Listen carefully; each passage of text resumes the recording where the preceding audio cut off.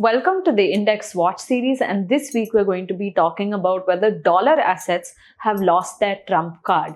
The first chart that we're going to look at is of the DXY. So the dollar index has actually depreciated by almost 13% this year. Now, when we look at the trend, you're seeing that the dollar is actually trending downwards, and this could mean that the dollar is going to hit newer lows. The second thing that we want to look at is how dollar weakness has actually spread into the bond market. And the second chart is the 2-year Treasury. This has been a pretty resilient investment.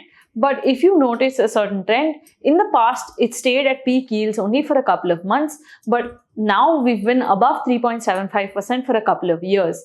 So there is some persistency in dollar weakness. And this isn't something that's restricted only to the short end of the curve. You're also seeing long-term Treasury yields move in a new direction and stay at elevated yields. But how do we know for sure that bond weakness is here to stay? One indicator is the bond volatility. And when we look at bond price volatility, it's actually trending downwards. So maybe the new prices are the new normal.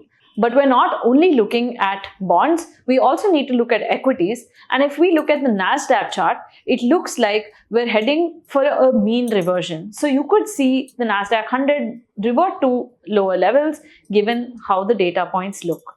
Subscribe to keep up to date with the latest market trends.